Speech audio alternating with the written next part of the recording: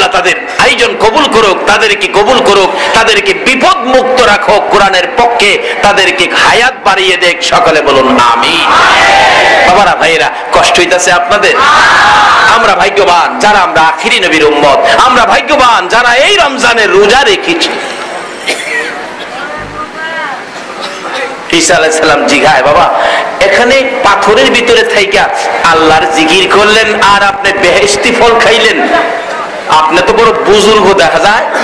আমি যে ঈসা নবী, আমিও তো বেহেশতি ফল খাইতে পাই না, আপনি বেহেশতি ফল খান প্রত্যেকবার।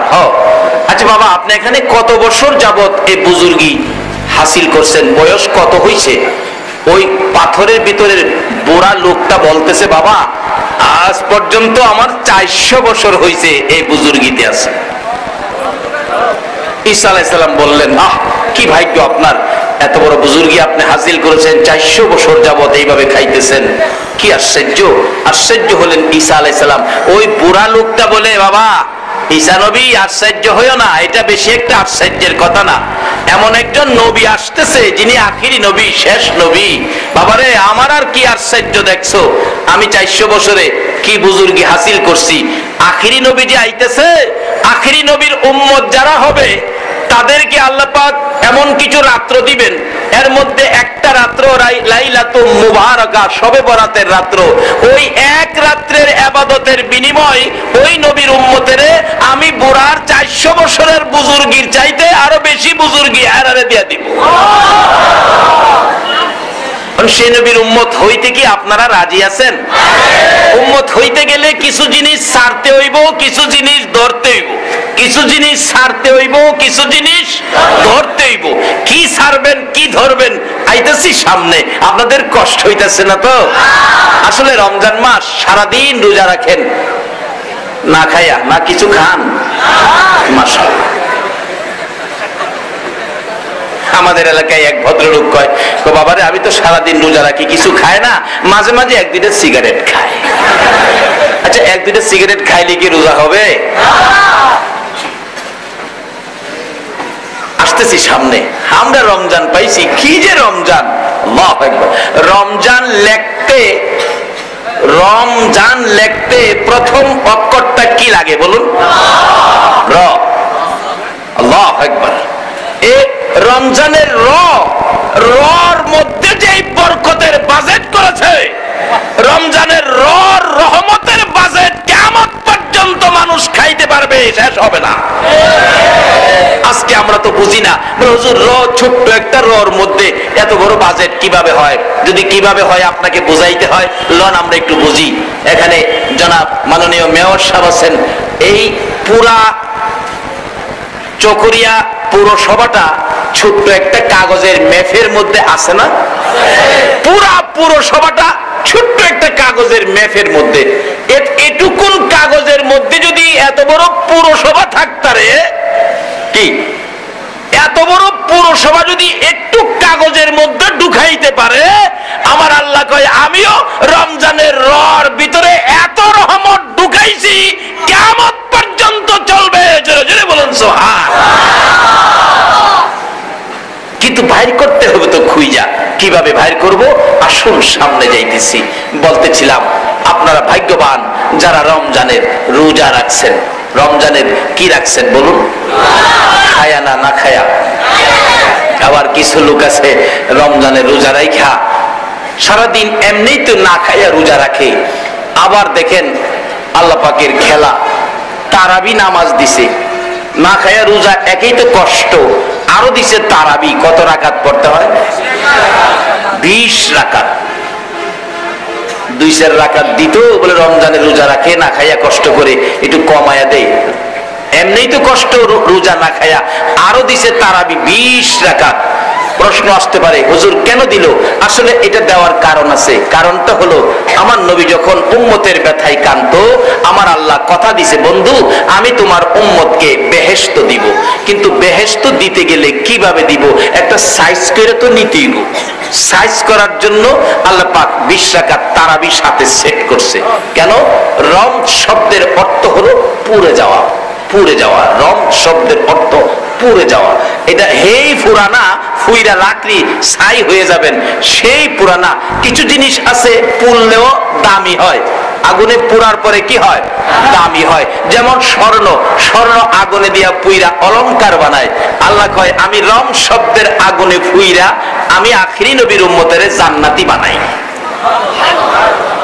কারণ এই যে যাই ঝামেলা টুকুন আছে এগুলি সাফ করব রম শব্দের আগুনে পোড়া দিয়ে।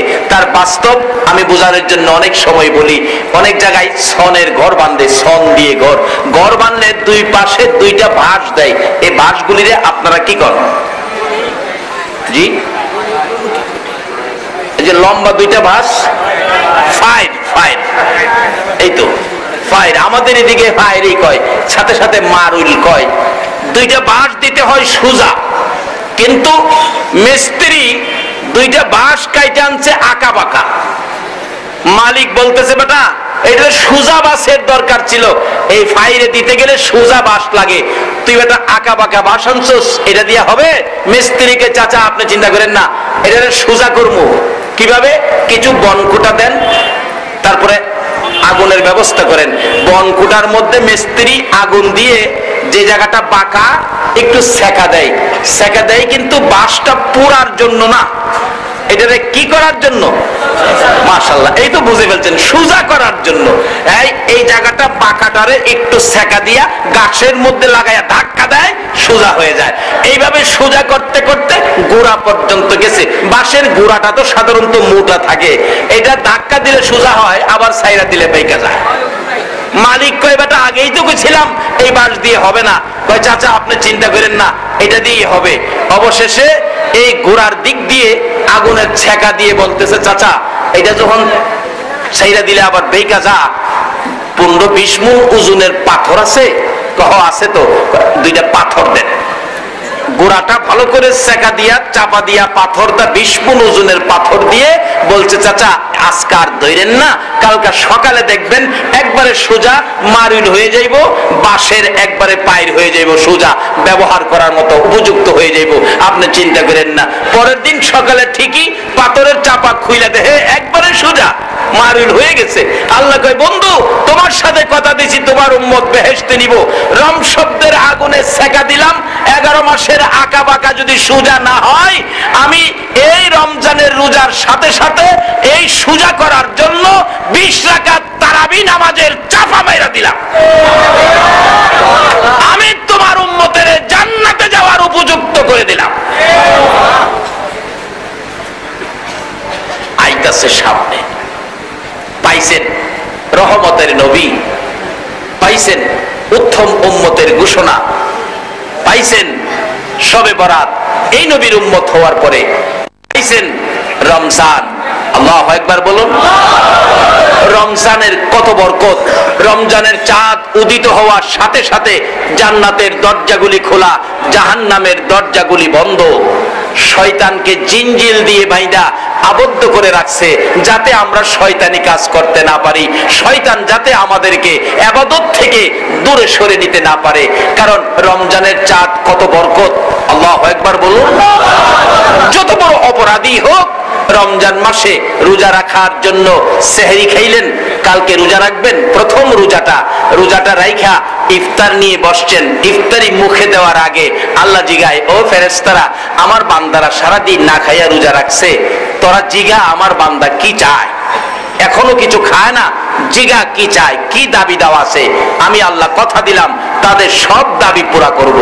আল্লাহর কাছ থেকে দাবি আদায়ের জন্য প্রথম রোজাটা এটা অনুসরণ ধর্মঘটের শামিল।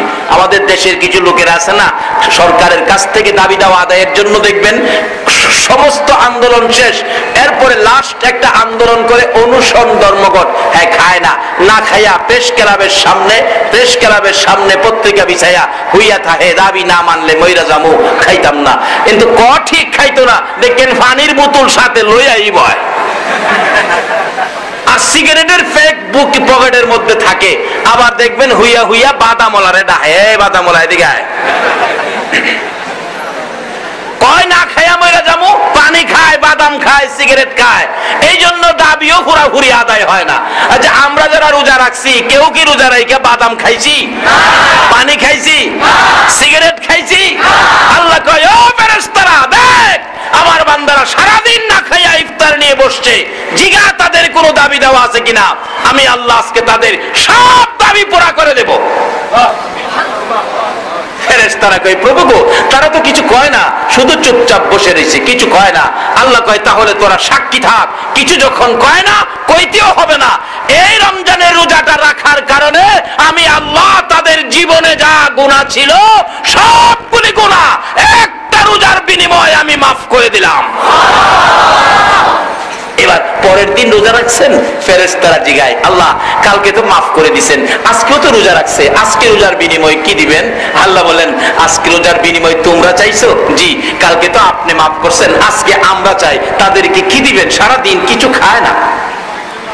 আল্লাহ কয় ফেরেশতারা তোমরা সাক্ষী থাকো, কালকে যে পরিমাণ গুনাহগুলো মাফ করছিলাম এই গুনাহগুলো গুনার পরিবর্তে নেক বানায়া আমি আল্লাহ তাদের আমলনামায় লাগাই দিলাম। এরপরে তো বাকি রোজা রয়েছে, ওই এত নেকি রাখবেন কই? সুবহানাল্লাহ কোন না? দেখেন না একটা অ্যাডভার্টাইজ দেখছি, এক বেচারা খুব খুশি, সিমেন্টের অ্যাডভার্টাইজ মনে হয়, 10 লক্ষ টাকা পুরস্কার। এই বেচারা দেখছি খুশি হইয়া কই এত টাকা রাখবো কই? দেখেন নাই পোস্টারটা? বেচারা খুশিতে কই এত টাকা রাখবো কই?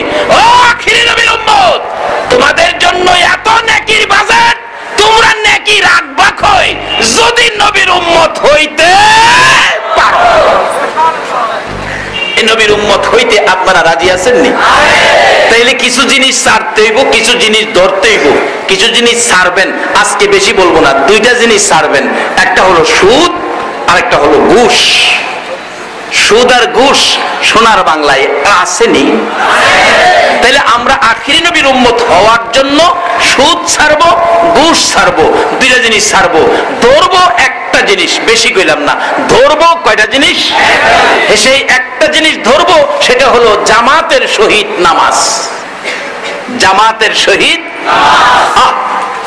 যেদিন নবী ঘোষণা দিলেন জামাতের সহিত নামাজ, আর এই নামাজটা হবে বেহেশতের চাবি, এদিন মদিনার অবস্থা কি?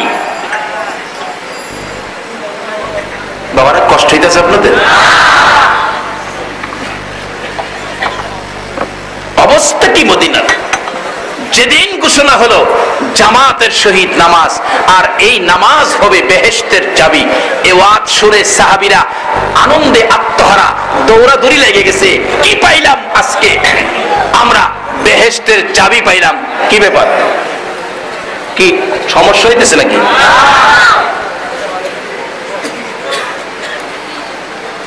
এর মধ্যে আব্দুল্লাহ আনসারী নামে একজন গরিব সাহাবী ছিলেন, এই দৌড়ায় বাড়িতে গেছে, বিবি বিবি ও বিবি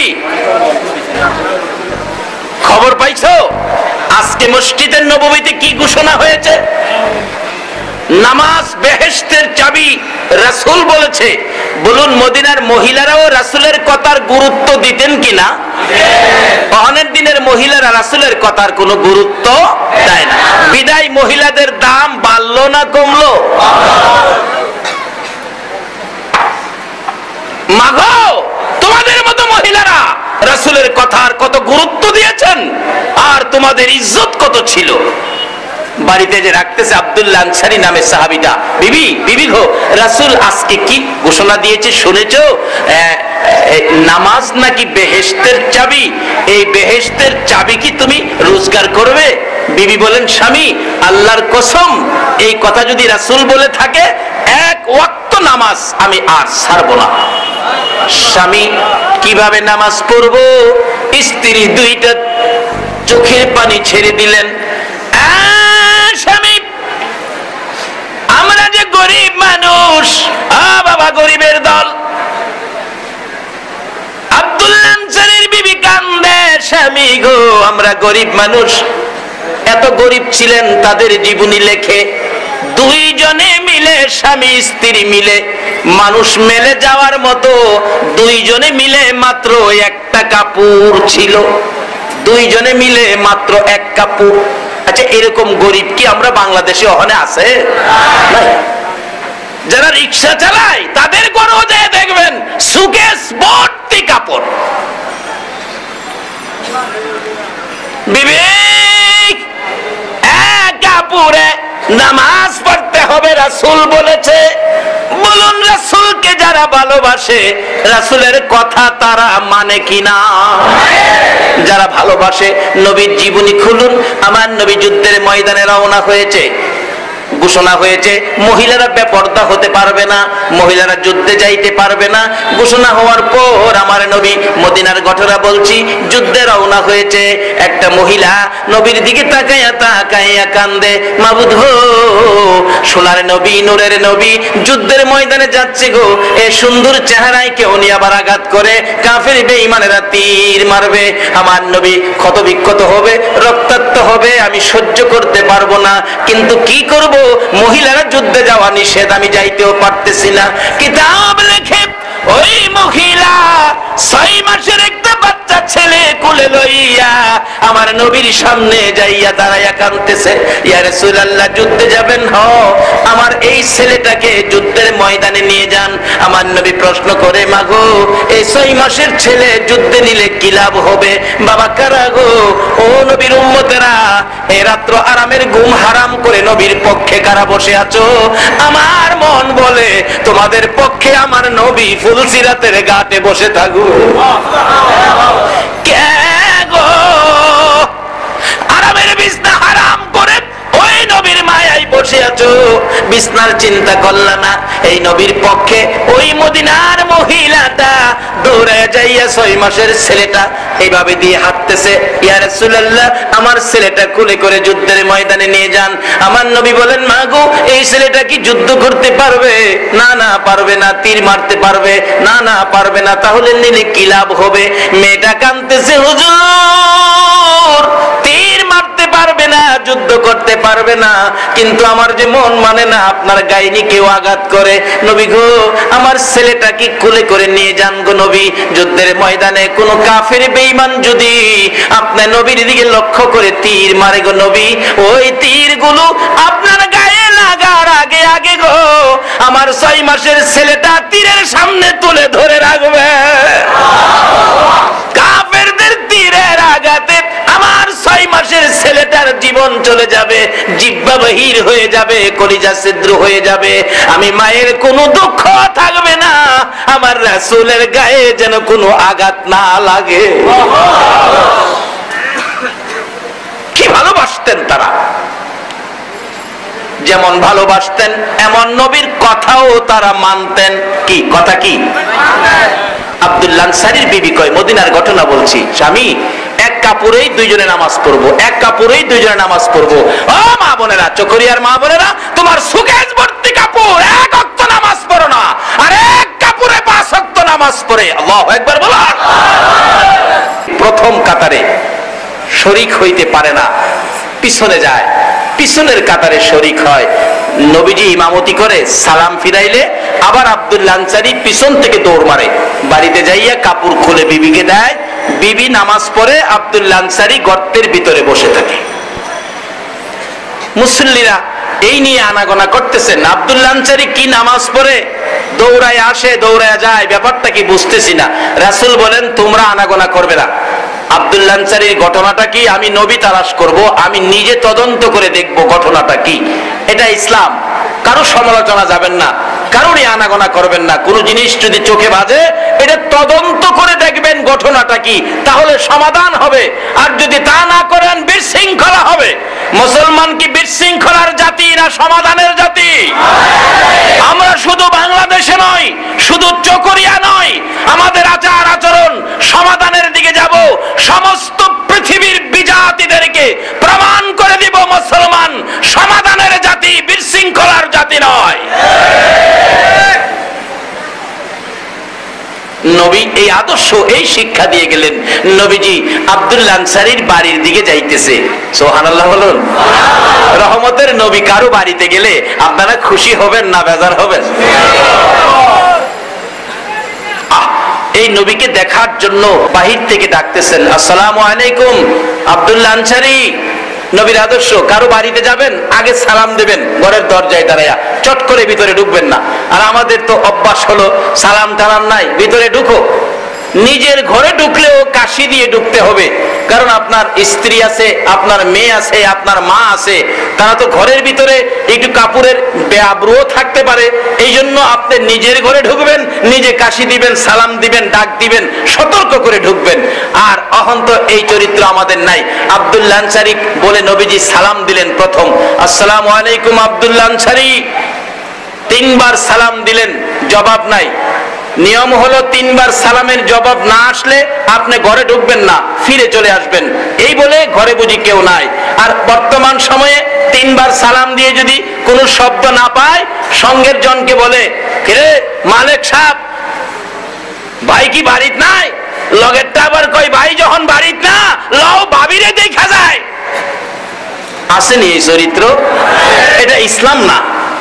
এই চরিত্র ছেড়ে দেন, নবীর আদর্শ নিয়ে ময়দানে নামেন, আল্লাহর কসম বিজয় হবে মুসলমানের।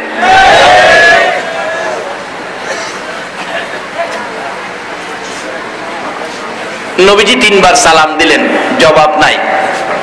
আব্দুল্লাহ আনসারী উলঙ্গ, তো জবাব দেওয়ার পরিবেশ নাই, কিন্তু গলা কাটা মুরগির মতো ছটফট করতেছে, হাইরে রাসূল আমার বাড়িতে, আমি গরিবের বাড়িতে রাসূল। যে রাসূলকে যদি কেউ ইমানের সহিত একদিন ঘুমের ঘরে স্বপ্নেও দেখেন, জাহান্নামের আগুন কি হবে বলুন? আজকের মাহফিলের বিনিময় 2টা দাবি করব আমার আল্লাহর কাছে। প্রথম দাবিটা হবো, রমজান মাসের বরকতে আল্লাহ যেন এই মাহফিলের কষ্টের বিনিময় কমিটির ভাইদেরকে সহ আমাদের জীবনের গুনাহগুলো মাফ করে দেন। দ্বিতীয় দাবিটা হবে, ওই দয়ার নবীরে যেন এই মাহফিলের কষ্টের বিনিময় একদিন যেন ঘুমের ঘরে স্বপ্ন দেখাইয়া দেন। এই 2টা দাবিতে আপনারা কি একমত আছেন? ভাইজান আপনার কষ্ট হইতেছে? মাশাআল্লাহ, খুশি হলাম। আপনাদের মেয়র সাহেব এত সময় স্টেজে বসে রয়েছে, অন্যান্য জায়গায় দেখছি কদ্দুর বক্তব্য দিয়া জায়গা। যারা এইভাবে আপনাদের পাশে বসে থাকে, ওই রকম ব্যক্তিত্বের পাশে থাকা আপনাদের দরকার আছে কিনা বলুন? এটা ইসলাম, এটা ইসলাম। বাবারা ভাইয়েরা, নবীজি চলে যাইতেছে, আব্দুল্লাহ আনসারীর পক্ষ থেকে কোনো জবাব পাইল না। এবার বিবি দৌড়ায় এসে গর্তের কিনারে আইসা রাখতেছে, স্বামী কি করলে তুমি? রাসূল চলে যাইতেছে, জবাব দিলে না। আব্দুল্লাহ আনসারী 2টা চোখের পানি গাল বেয়ে বেয়ে ছেড়ে দিলেন। বিবেক কেমনে রে আমি জবাব দিব রে? রাসূলের সালামের জবাব দেওয়ার পরিবেশ আমার মধ্যে ছিল না, আমি তো উলঙ্গ। বিবি গর্তের ভিতরে নাইমা কাপড়টা খুলে স্বামীকে দিলে, স্বামী কাপড় পরে পিছনে দৌড় দিছে। বাইরেইয়া দেখে আল্লাহর হাবিব বহু দূর চলে গেছে, পিছন থেকে দৌড়াইয়া যাইতেছে। এমন নবী চলে যাই গো, যারে পিছন থেকে ডাক দিয়ে দাঁড় করানো যায় না। নবীরে পিছন থেকে ডাইকা দাঁড় করানো যাইবো? এটা কি চকরিয়া মসজিদের ইমাম সাহেব পাইছেন? ইমাম সাহেব জায়গাটা, হ্যাঁ ও মৌলভী, কারণ মৌলভীর সাথে এই ব্যবহার করবেন না। নাইবে নবী, নবীর ওয়ারিস, এই মর্যাদা একজন আলেমকে দিতে হবে। একজন নাইবে নবী আলেম রাস্তা দিয়ে হাইটা গেলে নাইবে নবীর ইজ্জতে বরকতে আল্লাহ পাক আশেপাশে কোনো কবরস্থান থাকলে 40 দিনের জন্য কবরের আযাব বন্ধ করে। আর এই মৌলভীরে ডাহায়, আল্লাহ আমাদেরকে বুঝ দেখ, সকলে বলো না আমিন।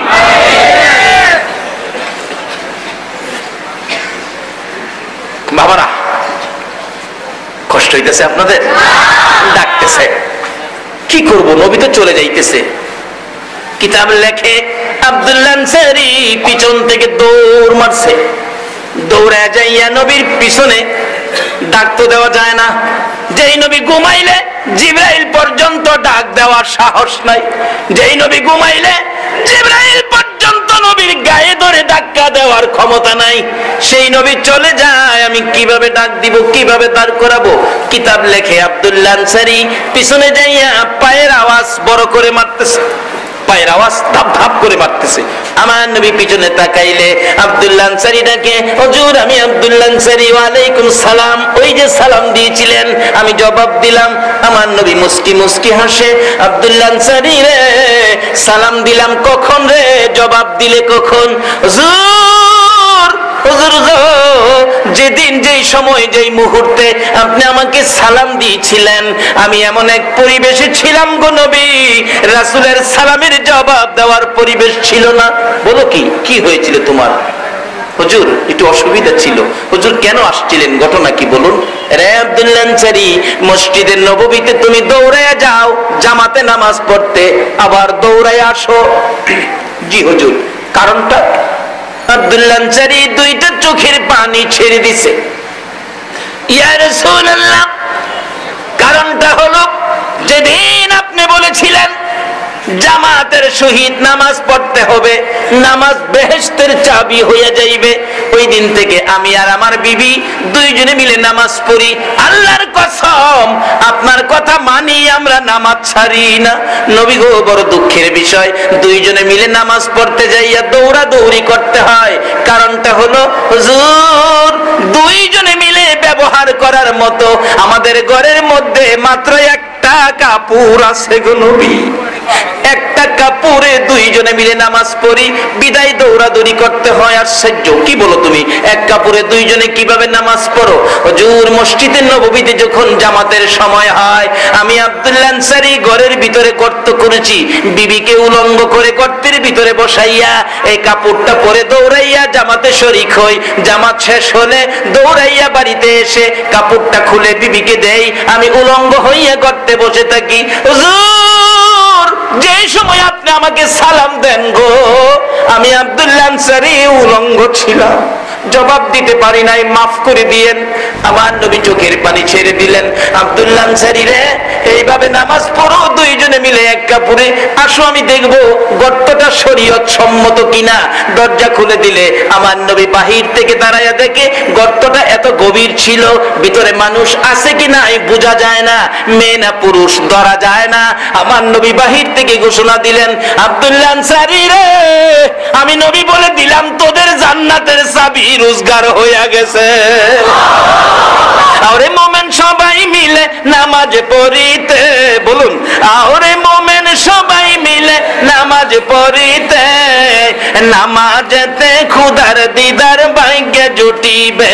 হাইরে নামাজেতে খুদার, নামাজ হলো মেরাজ শরীফ, নামাজিরা নয় যে গরিব। নামাজ হলো মেরাজ শরীফ, নামাজিরা নয় যে গরিব। জান্নাতেরই চাবি পাবে বলছে রাসূলে, জান্নাতেরই চাবি পাবে বলছে রাসূলে। নামাজেতে খুদার দিদার ভাগ্যে জুটিবে। হাইরে নামাজেতে, নামাজিরা আল্লাহর মেহমান, হাসরেতে পাবে সম্মান। নামাজিরা আল্লাহর, হাসরেতে পাবে সম্মান। ফুলসিরাত পার হবে তারা বিজলির আকারে, ফুলসিরাত পার হবে তারা বিজলির আকারে। নামাজেতে খোদার দিদার ভাগ্যে জুটিবে। হাইরে নামাজেতে, বাবারা খালি নামাজ পড়েই যাইবেন এটাও ভাববেন না, আরো কিন্তু ঘটনা আছে।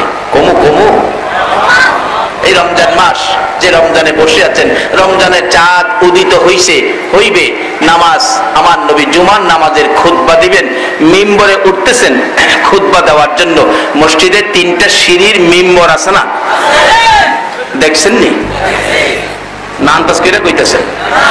আচ্ছা কোন তো মসজিদের 3টা সিঁড়ির মিম্বরটা মসজিদের পূর্ব দিক, উত্তর দিক, দক্ষিণ দিক, পশ্চিম দিক, কোন দিকে থাকে? উত্তর দিকে। কয়েকজনে কইছে উত্তর দিক।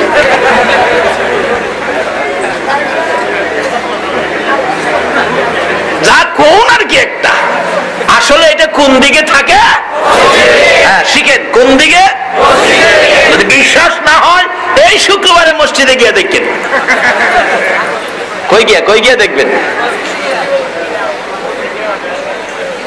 নবীজি খুতবা দিবেন, জুমার খুতবা দেওয়ার জন্য মসজিদের সিঁড়ির মধ্যে, মসজিদে নববীর মিম্বরের সিঁড়ির মধ্যে পাও দিবেন, এমন সময় জিবরাইল আলাইহিস সালাম আয়েশা ডাক দিছে, ইয়া রাসূলুল্লাহ দাঁড়ান। কি ব্যাপার? আপনার 3 কিসিমের উম্মতের জন্য আল্লাহর পক্ষ থেকে লানত নিয়ে আসছি, আপনি আমিন লাগাই দেন। আচ্ছা কোন তো, আল্লাহর পক্ষ থেকে লানত নবী যদি আমিন লাগাই দেয়, এটা কাটবার মতো কোন ব্যক্তি পৃথিবীতে আছে? জাতিসংঘে এটা পারবো? বুশে পারবো? এর বাপে পারবো? আমার নবী চোখের পানি ছেড়ে দিছে। জিবরাইল, যেই উম্মতের মায়ায় রে 24 ঘন্টা কান্দি, আল্লাহু আকবার, উম্মতের মায়ায় আমার নবী কত ব্যথায় ব্যথিত। যেদিন নবী এই জগৎ থেকে বিদায় হয়ে যাবেন, আমার আল্লাহ প্রস্তাব করেছিলেন জিবরাইলের মাধ্যমে, জিবরাইল রে, আমার বন্ধু এই জমিনে বহু জায়গায় মার খেয়েছে, বহু জমিনে বন্ধুর পবিত্র রক্ত মুবারক লেগে আছে, এই জমিনের মধ্যে রক্ত মাখা মাটির মধ্যে আমার বন্ধুর দাফন হবে না রে, বন্ধুর কাছে প্রস্তাব নিয়ে যাও, বন্ধুর দেহ মুবারক আমার আরশের ডাইন পাশে দাফন করা হবে। জিবরাইল কয়, প্রভু গো, কি খুশি হবে আপনার নবী, এই প্রস্তাব তো কোনো নবী রাসূলের জন্য করেন নাই, কাজী খুব খুশি হবে আপনার নবী। আমার আল্লাহ বলেন, জিবরাইল, ও জিবরাইল, আমি তো চাই আমার বন্ধু খুশি করতে, যাও প্রস্তাব নিয়ে যাও। জিবরাইল হাজির, ইয়া রাসূলুল্লাহ, আল্লাহর সালাম গ্রহণ করুন। আমি জিবরাইলের সালাম গ্রহণ করুন। একটা প্রস্তাব, বড় সুন্দর প্রস্তাব। কি প্রস্তাব রে জিবরাইল? হুজুর, আপনার দেহ মোবারক আল্লাহর আরশের ডাইন পাশে দাফন হবে, আপনি রাজি হন, খুশি হন, গ্রহণ করুন। আমার নবী 2টা চোখের পানি গাল বেয়ে ছেড়ে দিছে।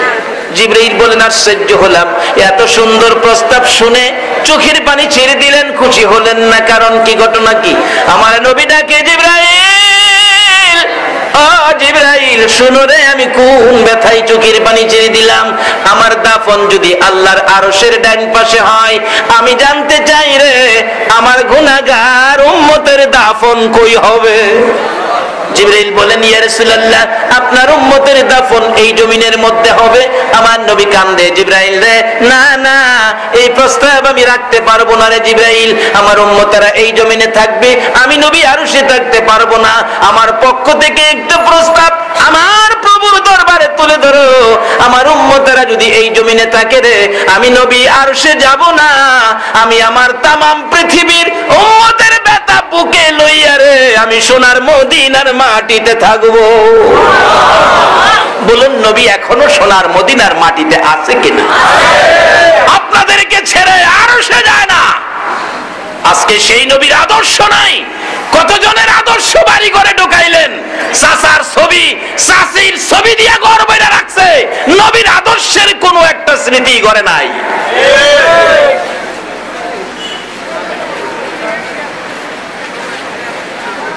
বিশ্বকাপের ভিলিয়ারের ছবি নিয়ে মুসলমানের ঘরে ঢুকাইছে, নবীর আদর্শের ছবি।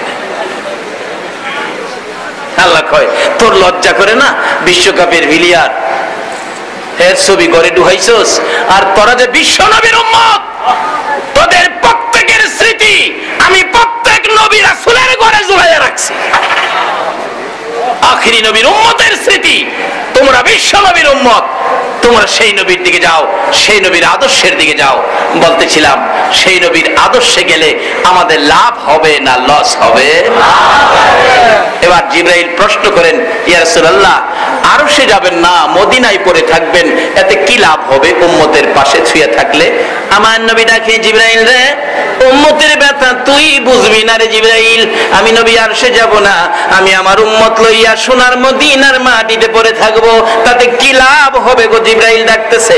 আমার নবী বুঝায়, জিবরাইল রে, ও জিবরাইল, দুনিয়ার জমিনে দেখেছি মুরগি যখন বাচ্চা ফোটায়, মা মুরগিটা বাচ্চা লইয়া সমাজে ঘোরাঘুরি করে, বাচ্চার উপর কোনো বিপদ দেখা দিলে মা মুরগিটা 2টা পাখা বাড়াইয়া ডাকে, বাচ্চারা রে আয় আমার পাখার নিচে আয়, চিল্কা করতেছে, বিপদ দেখা দেখা যায় তোদেরকে নিয়ে যাবে।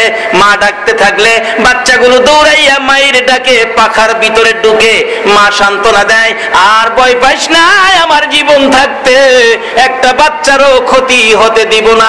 জিবরাইল আমারও মন চাই রে, আমি সোনার মদিনার মাটিতে পড়ে থাকবো। আমার তামাম পৃথিবীর উম্মতের যদি কোনো বিপদ দেখা দেয় রে জিবরাইল, বাচ্চাওয়ালা মুরগির মতো আমি নবী মদিনার জমিন থেকে দুইটা হাত বাড়াইয়া দিব। আমি আমার তামাম পৃথিবীর উম্মতগুলো হাতের মধ্যে নইয়া সুখে শান্তিতে মদিনার মাটিতে পড়ে থাকবো। যেই নবী উম্মত ছেড়ে আরশে যায় না, মদিনার মাটিতে সই, এই নবীর পক্ষে আমাদের যাওয়া দরকার আছে কিনা? এই নবীর কথাগুলো মানা আমাদের দরকার আছে কিনা? নবীর কথা মানবে যারা হবে জান্নাতি। বলুন, নবীর কথা না মানিয়া আবু জাহেল হইল দুজুকি, না মানিয়া নবীর কথা মানবে যারা হবে জান্নাতি, নবীর কথা মানবে যারা হবে জান্নাতি, না মানিয়া আবু জাহেল হইল দুজুকি, না মানিয়া আবু জাহেল হইল দুজুকি। আমার নবী কয়, জিবরাইল আমার উম্মতের জন্য আল্লাহর পক্ষ থেকে লানত এই রমজান মাসের প্রথমে, আর আমি নবী আমিন লাগাবো, এটা কেমনে হয় রে? কোন কিসিমের উম্মতের জন্য আমি একটু শুনি। জিবরাইল বলেন, হুজুর এই রমজান এত বরকতের রমজান, গুনাহ মাফের সুযোগ, রহমতের সুযোগ, মুক্তির সুযোগ, সব কিসিমের সুযোগ এই রমজান মাসে আপনার উম্মতের জন্য। এত সুযোগ সুবিধা পায়া যারা রমজান মাসে ইবাদত করে, রমজানের রোজা রেখে নিজের গুনাহগুলি মাফ করাইতে পারল না, তাদের উপরে আল্লাহ লানত। রাসূল বলেন, এরকম উম্মত হইলে তো লানত পাওয়ার উপযুক্তই। নবীজি আমিন লাগাইয়া দিছে, আল্লাহর পক্ষ থেকে লানত, নবীজি আমিন লাগাইছে। এই ব্যক্তিগুলি কারা? যারা এত সুযোগ সুবিধার রমজান পায়া রমজানে ইবাদত করলো না, রমজানে রোজা রাখলো না। একটু হিসাব করে দেখেন এই বেজালও কে কে পড়ছেন। ইয়া রাসূলুল্লাহ, 2 নাম্বার ব্যক্তি হলো মা বাবা দুনিয়ায় জীবিত আছে, অথবা বাবা আছে মা নাই, মা আছে বাবা নাই, দুইজনের একজন আছে অথবা দুইজন আছে। মা বাবার খেদমত করে যারা জান্নাত কিনতে পারে নাই, তাদের উপর আল্লাহর লানত। আপনি নামাজি, ওয়াজ শোনেন, ওয়াজ করান, কিন্তু নবীকেও ভালোবাসেন, মা বাবারে বাদ দেন না, মা বাবারে কষ্ট দেন, তাহলে আপনার উপরে আল্লাহ লানত। নবীজি আমিন লাগাই দিছে। মা বাবারে কষ্ট দেওয়ার ব্যক্তিত্ব আমাদের সোনার বাংলায় আছে কিনা? আছে, থাকলে বালা বুঝালয়। বাবা আজকের মাহফিল থেকে পরিষ্কার হন, যদি মা বাবা দুনিয়ায় থাকে, রমজানে এই বিপদ থেকে বাঁচার জন্য, আল্লাহর লানত, নবীর আমিন থেকে বাঁচার জন্য মা বাবার খেদমতে চলে যান, মা বাবার কাছ থেকে জীবনের গুনাহ ক্ষমা নেন। কারণ মা বাবার মতো দরদি এই পৃথিবীর জমিনে আর পাওয়া যাবে কিনা বলুন? এটা বাস্তব ঘটনা। এই রমজান মাস আসলে কিছু মানুষ আছে রোজা রাখে না, এই সিগারেট খায়, জিগাইলে কয় হুজুর আল্লাহরেই ভয় করি না, আর আপনারা মৌলবীরারে ভয় কইরা লাভ আছে? হ্যাঁ বলে আল্লাহরে ভয় করে না। কেমন শ্যাড হইছে! হ্যাঁ, এরকম এক ব্যক্তি আমাদের এলাকায় ছিল, এরকম মোটা, হ্যাঁ হাতাইরা মোটা, কি বেড়া। হ্যাঁ, একদিন বন্ধুদের সাথে কয়, আমি তো চিন্তা করছি, মৌলবীরা কয় মরার পরে বলে মাড়িয়ে, কবরের মাড়ি চাপা দিয়া একদিকের হাড় আরেকদিকে এইভাবে ঢুকাইয়া দিব। মৌলবীরা কয় আমি নিয়ত করছি, আমি মরার পরে কবর দিয়া সব গেলেগা, 2টা হাত এইভাবে রাখবো, মাটির বাবার নি ক্ষমতা আছে আমার হাত জমাইতো। মাটির বাবার বলে ক্ষমতা নাই। আল্লাহ বলছে কোরআন শরীফে, লাইন শাকারতুম লা আযীদান্নাকুম ওয়া লাইন কাফারতুম ইন্না আযাবি লাশাদীদ। আমার নিয়ামত পায়া শুকর আদায় করলে নিয়ামত বাড়াইয়া দিব, না শুকরি করলে আমার আযাব বড় শক্ত। আচ্ছা বলুন, শরীরের শক্তি, অঙ্গ প্রত্যঙ্গ, হাত পাও গুলি কার দেওয়া? হাত ছাড়া মানুষ আছে না? আল্লাহ পাক এখানে সাবধান করে যায়, তোরে হাত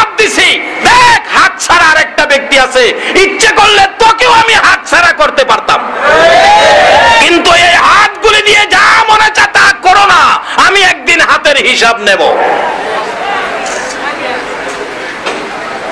যাক, এইদিকে ওয়াজ গেলে গাজাই বুগা সারা রাত, এইদিকে না আমি সংক্ষেপ করে দিতেছি।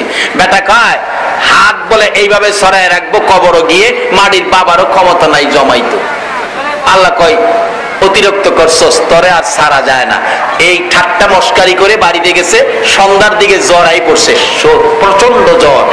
রাত্র বসন্ত গোড়া বাইরেছে। বসন্ত গোড়া ছিলেন না? এখন তো নাই, আগে ছিল। বসন্ত গোড়া বেরিয়েছে। শেষ রাত্রে গোড়া বড় বড় হইয়া পাইকা ব্যথা, এত ব্যথা। সকালবেলা মা বাবা অস্থির, সন্তানটার কি হলো হঠাৎ করে। গেছে কবিরাজের বাড়ি, কবিরাজের চিকিৎসকের বাড়ি। কবিরাজ আয়া ফু দেয়, গোড়া ভালোই তো, গোড়া আরো বাড়ে। আল্লাহ কয় কবিরাজ ফুয়া তুই দিয়ে কি করতারস? আমি বাড়াইলাম, তুই পারলে কমাইস, ব্যথা বাড়ে। ওই রুগী কয় কবিরাজ আমারে ফুয়াইস না, ফু দিলে আরো বাড়ে। কিছু জিনিস আছে, কিছু আগুন আছে ফু দিলে বাড়ে। যারা লাকড়ি দিয়া পাক করে, সোলার আগুন নিবা গেলে ফু দিলে কি হয়? আগুন। আমার কিছু আগুন আছে নিবে। ছোট ছোট কুপি বাত্তি চিনেন? কুপি বাত্তি, কেউ ল্যাম্প কয়, কুপি কয়। এরকম কুপি বাত্তির আগুন যদি ফু দেন কি হবে? সোলার আগুন ফু দিলে একই ফু কাজ করে দুইটা, একটাই নিবে আর একটাই জ্বলে। কিন্তু হ্যাঁ তো ফু দিলে নিবে না, জ্বলে। কবিরাজ ফুয়াইস না বেটা, জ্বলে। কবিরাজকে জীবনে কত গুড়া ভালা করলাম, এমন বাগায়া গুড়া তো আর দেই নাই। কবিরাজ ভাগছে, আল্লাহ কয় ভাগ, কত ভাগ দারস? হ্যাঁ বলে হাত সরাইবো মাটির বাবার ক্ষমতা নাই, আমি হেরে দেখকে লই। এইভাবে সমস্ত শরীর গুড়া ফাইকা ফসা গন্ধ ছুটছে। বিছনার সাথে গোশতগুলি খুইলা পড়া যায়। দুইটা হাত এইভাবে বুকের উপরে ফালাইছে, বুকের থেকে হাতগুলি নামাইবার শক্তি নাই। মা কয় বাবারে হঠাৎ করে কেন তোর এই বিপদ হলো? ব্যাপার কি, ঘটনা কি?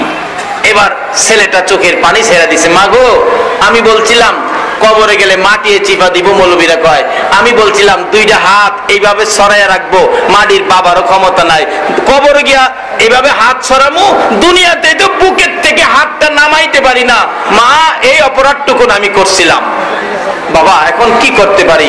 রাত্রে গভীর, দুর্গন্ধ, সমস্ত শরীর পচা। একদিন রাত্রে গভীর ভাই বোন গুলি বলতেছে, মা মাগো, ভাইয়ের শরীরের দুর্গন্ধ আমরা সহ্য করতে পারি না, আমরা দুইজন চাচার ঘরে থাকি।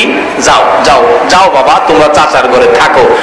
বাবা বলতেছে, বিবি হ্যাঁ গন্ধ আমি আর সহ্য করতে পারি না, আজকে রাত্রটা আমি বাংলা ঘরে ঘুমাই, আমার ঘুম হয় না দুর্গন্ধে। মা বলতেছে, যান আপনিও বাংলা ঘরে যান। ছেলে মেয়েদেরকে চাচার ঘরে দিছে। রাত্র গভীর, ছেলেটা ডান দিক বাম দিক মাথাটা ঘুরাইয়া মার দিকে তাকাইয়া ডাকতেছে, মা গো, মা তুমি কই গো? মা, মা বাবা আমি আসি তো কাছে। মা আমার মন কয় আমি বাঁচবো না গো। মা, মা আমি বাঁচবো না। মা তো গলায় চাপাইয়া ধরছে, বাবা এ কথা তুমি কইও না, আমি মা সহ্য করতে। মা আমার মন কয় আমি বাঁচবো না। মা আমি জানতে চাই আমার ভাই বোন গুলো কই, আমি জীবনের শেষ দেখা দেখবো। তোমার ভাই বোন তো ঘরে নাই, তোমার চাচার ঘরে। কেন গো মা তারা চাচার ঘরে? বাবা গো, তোমার শরীরের দুর্গন্ধ সহ্য করতে পারে না, বিদায় চাচার ঘরে। বাবা কই? বাবাকে দেখবো। তোমার বাবাও বাংলা ঘরে। কেন বাংলা ঘরে? তোমার শরীরের দুর্গন্ধ তোমার বাবার সহ্য হয় না, বিদায় বাংলা ঘরে। এবার চোখের পানি ছেড়ে দিলেন। মা গো, বাবা ঘর ছাড়লো, ভাই বোনেরা ঘর ছাড়লো। একটা মানুষ রাত্র পর্যন্ত ঘর ছাড়ে না, মুহূর্তের জন্য বাহির হয় না। আরো পাশে বসে গোড়াগুলো পাউডার দেয় গালায়, নেকড়া দিয়ে মুছে পুইস রক্তগুলো বাহির করে। বলুন সব ঘর থেকে বেরিয়ে গেল, একটা মানুষ দুর্গন্ধ নাই, সন্তানের পাশে বসে রাত্র কাটায়। বলুন এই মানুষটাকে? আরো জোরে বলুন। এই মারে যদি কেউ কষ্ট দিয়ে থাকো, এই মার কলিজায় যদি কেউ আঘাত দিয়ে থাকো গো, নামাজ রোজা হজ যাকাত মুফতি মুহাদ্দিস মুফাসসির মক্কা মদিনার ইমাম হইয়াও আল্লাহর জান্নাতে যাওয়া হবে না। আরে মা বাবার কথা মতো যে জন চলে না, বলুন মা বাবার আল্লাহ আল্লাহ নবীজির দয়া তারা পাবি না, হায়রে আল্লাহ নবীজির। মা বাবাকে দুঃখ দিলে নামাজ রোজা যাই বিফলে, মা বাবাকে দুঃখ দিলে নামাজ রোজা যাই বিফলে, মার কলিজায় আঘাত দিলে খোদা সহে না, মার কলিজায় আঘাত দিলে খোদা সহে না, আল্লাহ নবীজির না, হায়রে আল্লাহ নবীজির। সন্তানগুলো চাচার ঘরে গেল, বাবা বাংলা ঘরে গেল, একটা মানুষ ঘর ছাড়লো না। বলুন এই মানুষটাকে, আরো জোরে বলুন কে? বলুন এবার ঈদের মার্কেটে যাইয়া আগে কার কাপড় আমাদের কিনা দরকার? আরো জোরে বলুন। আগে বিবির কাপড় কিনবেন না মার কাপড় কিনবেন? চকচকরিয়ার মহিলারা যদি আমার প্রতি রাগ হয়, আমি ওয়াজ করবই, দাওয়াত দিলে দিবেন, না দিলে নাই। বিবির কাপড় আগে না মার কাপড় আগে? আল্লাহ তুমি কবুল করো, সকলে বলো না আমি। ছেলেটা ডাকতেছে, মা গো, ও মা, ভাই বোন গুলো দুর্গন্ধের যন্ত্রণায় চাচার ঘরে, বাবা দুর্গন্ধের কারণে বাংলা ঘরে, তাদের নাকে দুর্গন্ধ লাগলো গো মা, তুমি মার নাকে কি দুর্গন্ধ লাগে না? মা চোখের পানি ছেড়ে দেন, বাবা গো 10 মাস 10 দিন পেটে লইয়া কষ্ট করেছি, প্রসব ব্যথায় 3 দিন সহ্য করেছি, বালতির পর বালতি রক্তক্ষরণ হয়ে ঘর লাল লাল করেছি। বাবা তুমি যখন দুনিয়াতে আসছো আমার কলিজায় লাথি লাগছে, 3 ঘন্টা বেহুশ হয়েছিলাম রে বাবা। ওই দিনের কষ্টের কথা মনে হইলে আমি মার নাকে দুর্গন্ধ লাগে না। জিবরাইল ডাকতেছে, ইয়া রাসূলুল্লাহ, ওই মা বাবাকে যারা কষ্ট দিবে, মা বাবার খেদমত করবে না, মা বাবার খেদমত করে যারা জান্নাত কিনতে পারলো না, তাদের উপর আল্লাহর লানত আমার নবী আমিন লাগাইয়া দিছে। এর থেকে বাঁচার ক্ষমতা পৃথিবীর কেউ পারবে না আপনাকে বাঁচাইতে, কেউ পারবে না যদি আপনি নিজে আপনার রাস্তাটা পরিষ্কার না করেন। যদি মা বাবা দুনিয়ায় থাকে, কষ্ট দিয়ে থাকেন, রমজান শেষ হওয়ার আগে, ঈদের জামাতে যাওয়ার আগে মা বাবার পায়ে পড়ে মা বাবার কাছ থেকে ক্ষমাটুকু নেন। আর যদি মা বাবা দুনিয়ায় না থাকে, কালকে ফজরের নামাজ পড়ে মার কবরে যান, বাবার কবরে যান, যায় বলুন, আল্লাহ এই কবরে আমার মা, উল্লেখ করে বলবেন এই কবরের ভিতরে আমার মা, মা গো মা, এই কবরে আমার বাবা, আল্লাহ আমি কষ্ট দিয়েছি, তুমি কষ্ট দিও না, আমি আমার মা বাবার পক্ষ থেকে তোমার কুদরতি পাও ধরে ক্ষমা চাই, আমার মা বাবাকে মাফ করো। রোজা রাইখা ফজরের নামাজ পড়ে মা বাবার কবরে যায় হাত বাড়াবেন, রোজাদারের হাত আমার আল্লাহ খালি দেয় না, ডাক দিয়া দেখেন না, ডাক তো দিলেন না। যদি আপনার ডাকে আল্লাহ খুশি হয়, মা বাবাকে কবর জগতে মাপ পাওয়া যায়, মাপ দিয়ে দেয়, মা বাবা কবর থেকে রুহানি ভাবে আপনার দুনিয়ার অপরাধগুলো রুহানি ভাবে মা বাবা ক্ষমা করে দিবে। তাই 2 নাম্বার এই লানত থেকে নিজেকে বাঁচান। 3 নাম্বার লানত, আমার আল্লাহর পক্ষ থেকে জিবরাইল এসে ডাকতেছেন, ইয়া রাসূলুল্লাহ আপনার উম্মতের জন্য 3 নাম্বার লানত আল্লাহর পক্ষ থেকে। আপনি নবীকে সৃষ্টি না করলে জগৎ সৃষ্টি হতো না, আপনার উসিলাতে সব। নবী গো, আপনার নাম শোনা মাত্র যারা আপনার প্রতি দুরূদ শরীফ পড়বে না, তাদের উপর আল্লাহর লানত রাসূল আমিন লাগাইয়া দিছে। এই 3 বিপদ থেকে কিভাবে বাঁচবেন এই রাস্তাটা একটু খুঁজেন। শুধু নামাজ পড়ে যদি এই 3 বিপদে থাকেন, নামাজ দিয়েও আপনার কোনো লাভ হবে না। নামাজও পড়তে হবে, এই 3 কিসিমের লানত থেকে আপনাকে বাঁচাইতে হবে।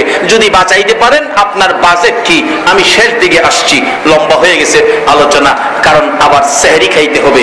শেষ দিকে গেল বাইবেন না অক্ষণ ছেড়ে দিছি, আরো 20 মিনিট 25 মিনিট সময় যাইব, তারপরে ছাড়বো। এবার আব্দুল্লাহ আনসারী, কথাটা খেয়াল আছে? আব্দুল্লাহ আনসারী নবীজিকে আগায়া নিয়ে যাচ্ছে, খুশি। নবী তো ঘোষণা দিছে তোদের জান্নাতের চাবি রোজগার হয়ে গেছে।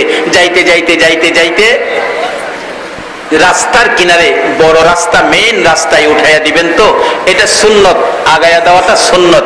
আগাইয়া দিলেন, নবীজি রাস্তার কিনারে যাইয়া দেখে ছোট্ট ছোট্ট 2টা বাচ্চা খেজুর গাছের মধ্যে এইভাবে হাত বাইদা আটকায় রাখছে। রাসূল জিগায়, কি রে বাবারা, তোমরা খেজুর গাছের মধ্যে হাত বাঁধা কাঁদতেছো, কি তোমাদের দুঃখ? বাচ্চাগুলো চোখের পানি ছেড়ে ছেড়ে কান্দে। হুজুর, কত মানুষ যায় এই রাস্তা দিয়ে গো, আমাদের দুঃখের কথা কেউ জিগায় না। আমার নবীর আদর্শ, বাচ্চাদেরকে বড় মায়া করতেন। আমরা কি বাচ্চাদেরকে মায়া করব? নবী খুশি হবে।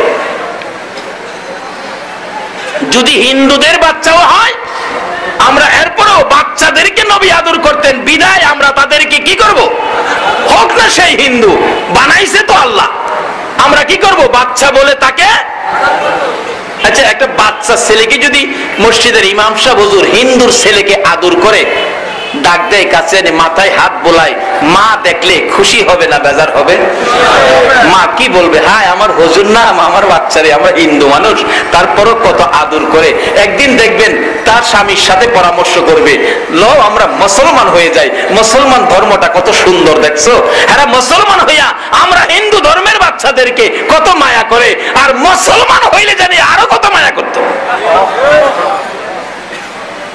অস্ত্র সারা যুদ্ধ করে দুনিয়া করলো জয়, তাই তো আজি মানব দানব মুহাম্মদ নাম লয়।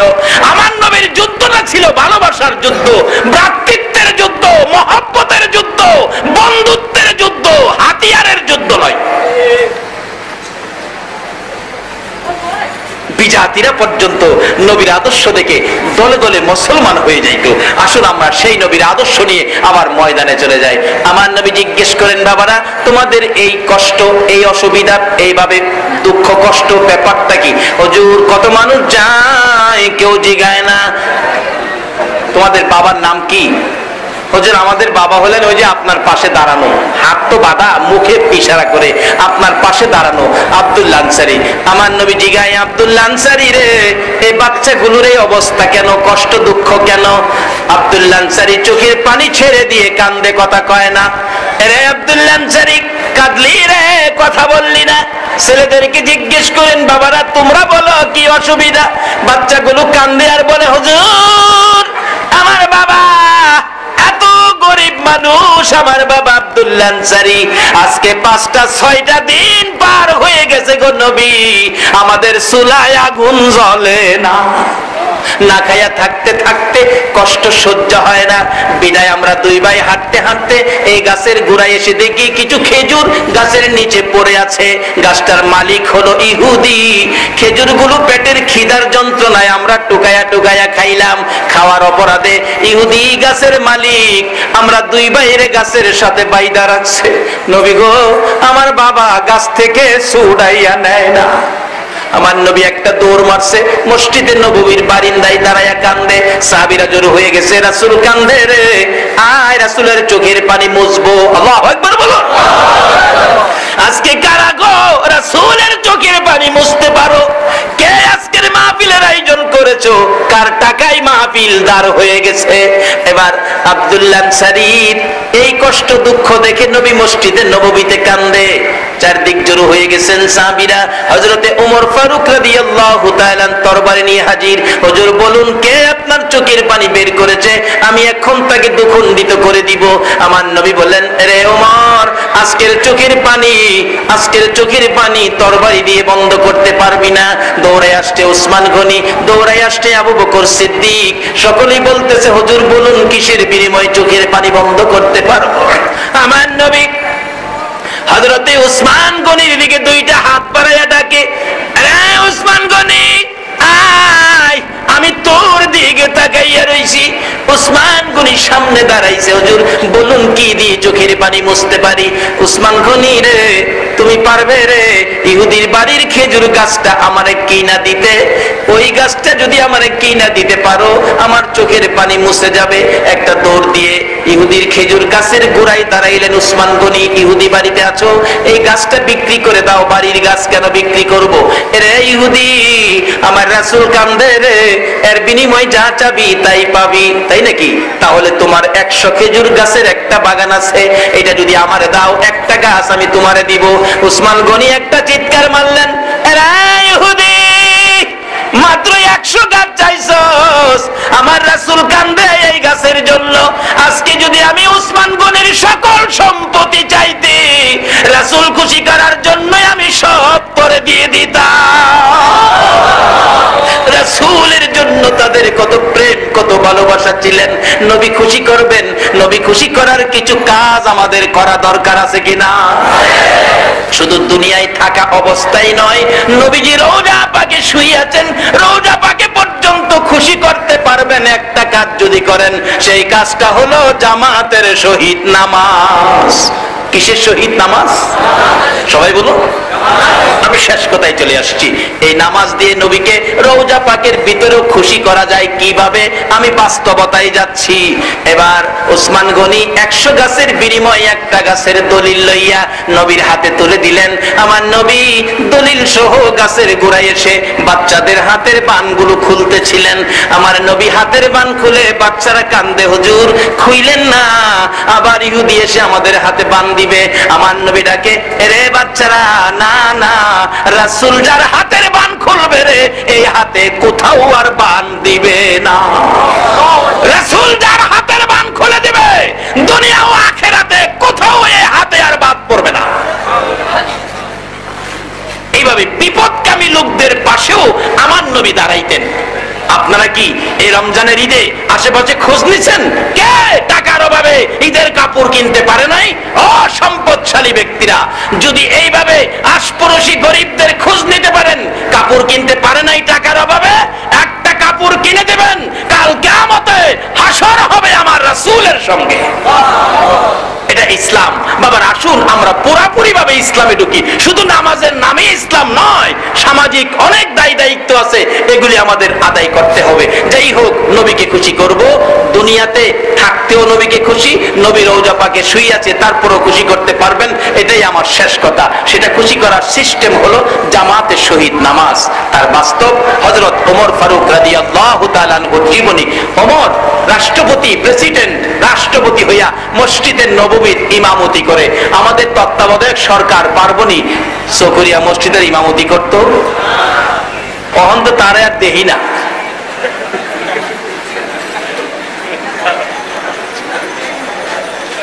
রাষ্ট্রপতি ওমর মসজিদের নববীর ইমাম, ফজরের নামাজের ইমামতি করে। 2 রাকাত নামাজ ফজর, 1 রাকাত পড়া শেষ, রুকু সেজদা শেষ, দাঁড়াইতেছে দ্বিতীয় রাকাতের উদ্দেশ্যে। দ্বিতীয় রাকাতের জন্য দাঁড়াইতে গিয়ে সোজা হইতে পারে নাই। পিছনে একজন ইহুদি মুসল্লি সেজে, আমি বলবো আজকে বিশ্ববাজারে মুসলমানদেরকে কলঙ্ক করার জন্য এক কিসিমের ভাইয়েরা মানুষ মারতে শুরু করেছে। তাদেরকে তদন্ত করে দেখা হোক, তারা মুসলমান নয়, মুসলমানের সুরত ধরেছে। তার বাস্তব হলো ওমরের জীবনী। ওমর ইমাম, পিছনের কাতারে ইহুদি, মুসলমান মতো মুসল্লি সেজে, পাঞ্জাবির নিচে লম্বা ছুরি ঢুকায়া নামাজ পড়তেছে। ওমর দ্বিতীয় রাকাতে দাঁড়াবেন, পিছন থেকে বাঁকা অবস্থায় ইহুদি ডান দিক দিয়ে ওমরের কলিজাটার মধ্যে ছুরিটা মারছে। ওমর কাত হইয়া নামাজের বিছানার মধ্যে পড়ে গেছে, যে বিছানায় আমার রাসূল দাঁড়াইয়া ইমামতি করতেন। কাত হয়ে পড়ে গেছে, জিহ্বাটা বাহির হয়ে গেছে। শক্তিশালী পুরুষ ওমর রক্ত বাহির হইয়া মসজিদে নববী লাল লাল হয়ে গেছে। মুসল্লিরা চিৎকার মেরে ডাকতেছে, কার রক্ত গো? মসজিদে নববী লাল করে দিলে। ওমরের ছেলে আব্দুল্লাহ মিম্বরে দাঁড়াইয়া ডাকতেছে, মুসল্লিরা দরজা বন্ধ করো, সর্বনাশ করেছে, আমার বাবার কলিজায় ছুরি মারছে। কে মারছে রে? আমি সন্তান হইয়া প্রতিশোধ নেব, বিচার করব, তোমরা মসজিদে নববীর দরজাগুলি বন্ধ করে দাও। ওমর ছোট্ট ছোট্ট সুরে ডাকতেছে, রে আব্দুল্লাহ, না না, আয় আমার কাছে আয়। প্রতিশোধ না রে, ইসলাম প্রতিশোধের ধর্ম নয়। কি আদর্শ দিলেন! ইসলাম প্রতিশোধের ধর্ম নয়, ইসলাম প্রতিবাদের ধর্ম নয়, ইসলাম হলো ভালোবাসার ধর্ম। আল্লাহু আকবার বলুন। ইসলাম হলো ভ্রাতৃত্বের ধর্ম, ইসলাম হলো শান্তির ধর্ম। আজকে যারা ইসলাম নিয়ে দলাদলি করতেছো, আমার কষ্ট লাগে গো। নবীর সামনে কোন মুখটা লইয়া দাঁড়াইবা? দলাদলি নয়, ইসলাম ভ্রাতৃত্বের ধর্ম, বন্ধুত্বের ধর্ম। বলতেছিলাম ওমর ডাকতেছে, বাবা প্রতিশোধ নয়, বিচার নয়, আমাকে যদি খুশি করে বিদায় দিতে চাও, একটা কথা তোমার কাছ থেকে আমি শুনতে চাবো। কি কথা বাবা? তুমি একটু দৌড় দিয়ে যাও, মা আয়েশা সিদ্দিকার কাছে যাইয়া একটা অনুরোধ করো আমি ওমরের পক্ষ থেকে। বাবা গো, আমি দেখেছি আমার নবীর রওজার পাশে আমার ভাই আবু বকর সুন্দর বিছানায় ঘুমাইছে। আমার ভাই আবু বকর নবীর পাশে জান্নাতের বিছানায় ঘুমাইছে। রে আব্দুল্লাহ, মা আয়েশার কাছ থেকে যাইয়া অনুমতি চাও, আমি ওমর যদি আবু বকরের মতো রাসূলের পাশে শোয়ার অনুমতি পাই, আমি ওমরের জীবন ধন্য হইয়া যাইব। প্রতিশোধ নয়, প্রতিবাদ নয়, বিচার নয়, আমাকে নবীর পাশে শোয়াইতে পারো কিনা সেই অনুমতিটা চাই। একটা দৌড় দিয়ে আম্মা জান আয়েশা সিদ্দিকার কাছে, মাগো আমার বাবাকে ছুরি মারছে, বাবা শহীদ হয়ে যাবে। ও মা, আমার বাবার মনে বড় আশা গো, আমার নবীর পাশে আবু বকর সিদ্দিকের মতো শোয়ার জন্য। মাগো অনুমতি দেন, আমার বাবা একটুখানি জায়গা চাইছে নবীর পাশে আসতে, একটু জায়গা আছে, দিবেন নি আপনি অনুমতি? মা আয়েশা সিদ্দিকা বলেন, আব্দুল্লাহ রে, মনে বড় আশা ছিল রে, আমার বাবা এক পাশে শুয়েছে, নবীজি পাশে শুইয়াছে, আমার নবীর পাশে আমার বাবা আবু বকর সিদ্দিক ঘুমিয়েছে, মনে বড় আশা ছিল রে, নবীর আরেক পাশে আমি আয়েশা শুইব। মনের আশা বুঝি মনে রইল রে, পুরা বুঝি হবে না। আমি জানি তোমার বাবা উমরকে আমার নবী বড় আদর করতেন, আমার মন কয় তোমার বাবাকে পাশে শোয়ার অনুমতি নবী দিয়ে দিবেন। তুমি অপেক্ষায় থাকো, আমি নবীজির পাশে যাই। নবীজির রওজার পাশে যাইয়া আম্মা জান আয়েশা সিদ্দিকা দাঁড়াইয়া ডাকতেছে, ইয়া রাসূলুল্লাহ, আপনার উমর আপনার পাশে শোয়ার অনুমতি চাই। নবী গো, মনে বড় আশা ছিল গো, আমি আয়েশা আপনার পাশে থাকবো। হুজুর জানতে চাই, আমি আয়েশা আপনার পাশে থাকবো না আপনার উমর আপনার পাশে থাকবে? আমার নবী রওজার ভিতর থেকে ডাকতেছেন, আয়েশা রে, ও আয়েশা, মনে দুঃখ নিও না, অনুমতি দিলাম রে, আমার উমর আমার পাশে থাকবে। এমন কি কাজ উমর করেছে? আমার নবী রওজার থেকে ডাইকা ডাইকা পাশে নিয়ে উমরকে শুয়াইছে। আসুন দেখি কি কাজ উমর করে নবীকে খুশি করেছে, এই কাজটা কি করেছে। এবার খবর নিয়ে গেলেন, যাইয়া দেখে অনুমতি পাইলেন নবীর পাশে শুইবেন।